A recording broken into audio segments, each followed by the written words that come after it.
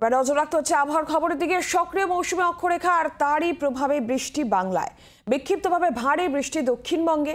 উল্টো রথের দিন দক্ষিণবঙ্গে 8 জেলায় বেশি বৃষ্টির পূর্বাভাস ছিল এবং ভারী বৃষ্টির সতর্কতা বাঁকুড়া, পুরুলিয়া, পূর্ব পশ্চিম বর্ধমান, পশ্চিম মেদিনীপুর, নদিয়া, উত্তর ও দক্ষিণ 24 পরগনা।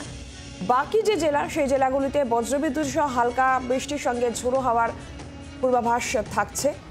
আর এরই পাশাপাশি উত্তরবঙ্গেও কিন্তু বৃষ্টির পূর্বাভাস রয়েছে বেশ কিছু জেলায়। সোমবার থেকে ভারী বৃষ্টির নতুন করে স্পেল এবং আজ ভারী বৃষ্টির সতর্কতা যে জায়গাগুলিতে রয়েছে, যে জেলা দার্জিলিং, জলপাইগুড়ি, উত্তর দিনাজপুর এবং মালদা। আর বাকি জেলায় বজ্রবিদ্যুৎ সহ হালকা বৃষ্টির সম্ভাবনা বিক্ষিপ্তভাবে। বঙ্গোপসাগরের নিম্নচাপ গত 6 ঘন্টায় অনেকটাই শক্তি বাড়িয়েছে।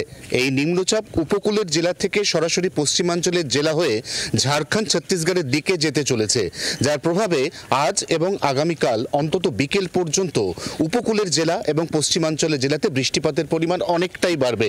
সেই অনুপাতে গাঙ্গেয় দক্ষিণবঙ্গে বৃষ্টিপাতের পরিমাণ কিছুটা কম থাকবে। মঙ্গলবার বিকেলের পর দক্ষিণবঙ্গ এবং বৃহস্পতিবার বিকেলের পর উত্তরবঙ্গে বৃষ্টিপাতের পরিমাণ অনেকটাই কমবে। তার আগে পর্যন্ত দক্ষিণবঙ্গের একাধিক জেলা এবং উত্তরবঙ্গের 2টি জেলাতে জনজীবন বিপর্যস্ত হওয়ার আশঙ্কা রয়েছে নিম্নচাপের এই বর্ষণে। জি 24 ঘন্টার জন্য ক্যামেরায় জয়ন্তর সঙ্গে অয়ন, কলকাতা। বাংলার আওয়াজ, বাঙালির আবেগ, জি 24 ঘন্টা।